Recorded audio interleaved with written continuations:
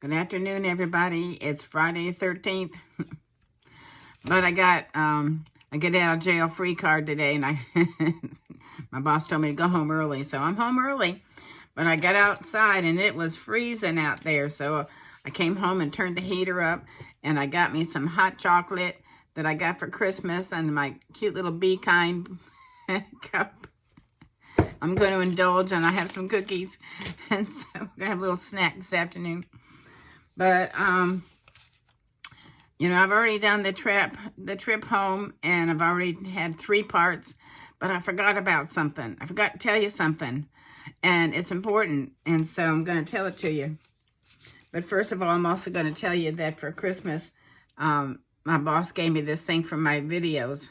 It's because I don't understand lighting, you know, but lighting, you need to light up your face, because otherwise, if you look at my previous videos, my eyes look all dark and everything. And so this also does a really cool thing here. I'm going to turn this on. Watch this. Oh, I don't know if you can see it, but it does all kinds of different colors and stuff. I guess maybe you can't see that on the camera. Oh, there you go. See it? See how it does? I'm going to be psychic and what is it called? Psychedelic. I never did get through the 70s. But anyway, whoop, there we go. Let's get a light on here. There we go. So we're going to get a little light. Let's see how we do this. There we go.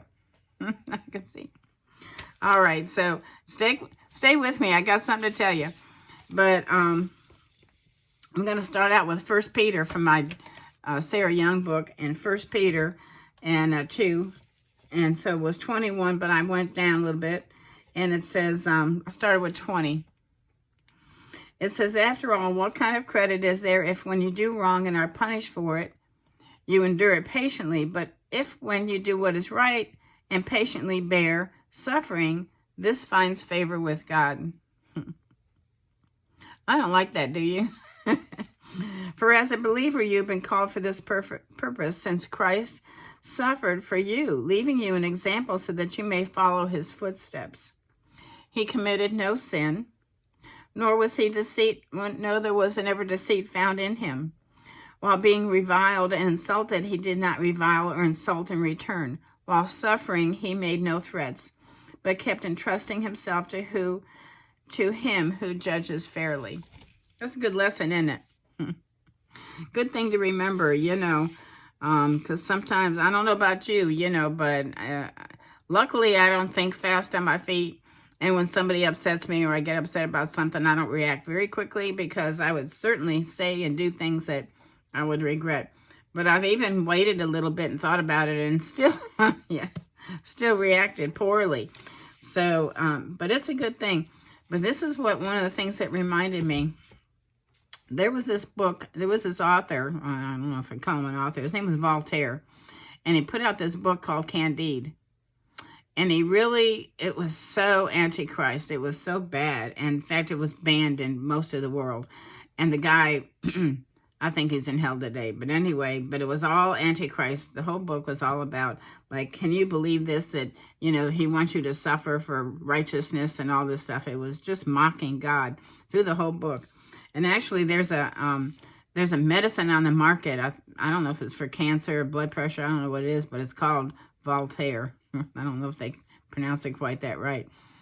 You got to see things with your spirit. You got to see things and realize, don't go there. That, you know, that medicine I'm not a doctor, I'm not God, but boy, when I saw the name on that medicine, you know, don't take it. Just like I don't buy something for $6.66, you know. There's little signs in the universe, you know, that the Lord shows you. I really believe that. And I says I don't look for signs, but there are signs that pop up, you know. So the last thing I wanted to tell you was part 4. I have a little, I don't know, epilogue or something under my little going home. And that is, what I didn't tell you was, even though I went up the east side, and during the storm of the century, I had cloudless skies, and it was beautiful. Not a drop of rain, no snow until I got to Cleveland. And even when I got to Cleveland, the storm had already been through and they were cleaning up, and the roads were pretty good. It was a lot of snow and it was freezing. In fact, the mountains, when I was going through North Carolina and the Carolinas and stuff, that generally when the water falls down the mountains, you really can't see it. But because it was so cold, it was frozen and it was beautiful. I should have stopped off the road, but I was in a hurry to get there. And beautiful icicles, just miles and miles of these beautiful icicles just coming down the side of these mountains. It was gorgeous. But what I didn't tell you was I went up I-77, and I'd never gone up that way. But I followed my GPS, and I followed the thing that I think I told you I got online. I found this Trippy thing, and they gave you all these directions and stuff. So I really felt like the Lord wanted me to do that. But for some reason, they kept taking me off the highway and into these little towns, and these little mountain towns. And let me tell you, they were really small, narrow and windy. And, they would come up like this and wind. And some of the towns, the road was so close to the edge of the mountain that if you weren't paying attention, you just go off the side of the mountain. There was no guardrail or nothing. And also, when you're coming around, you can't see what's on the other side of that hill. And you're going around and down, and you can't see what's coming, and so I just had to trust the Lord. And they took me off the highway 3 times, all the way up to Ohio, and I knew this was what the Lord wanted from me, and I couldn't figure out at first why I kept getting off, like the 77 stop or whatever, but I finally realized it was because they have the tolls. There was a toll every time. And I could have gone 77 and gone through the tolls, but those tolls, one of the things they do is once you get on, if you get off, if you speed, even the slightest speed, that means that you get to the next toll quicker than what you're supposed to do. Like if you're supposed to go 60 miles an hour and you go 70, you're going to get to the end and then they give you a ticket. And there were 3 times, 3 tolls. So the GPS took me around out of those tolls, but it took me to a scary place. How many times the Lord will do that? He takes you sometimes into a scary place. I think of these missionaries and different ones. I think of Sherry going over there in Haiti, and Ben and Kelsey, but you don't even have to go overseas. There's sometimes that the Lord leads you to places that are scary to go to, and maybe to confront somebody that that is a scary person, that might lord over you, or I don't know. And so, I've had to address people that, to me were higher ups or whatever, and I had to do a funeral one time in front of all these dignitaries and stuff for this man, and it was a real scary thing, and but I've not had my life in danger, but I know these missionaries do. But the Lord sometimes calls us to do scary things. He called me to do that scary thing, and I did it, but I kept thinking as I was going over these roads, Lord, I know you're leading me.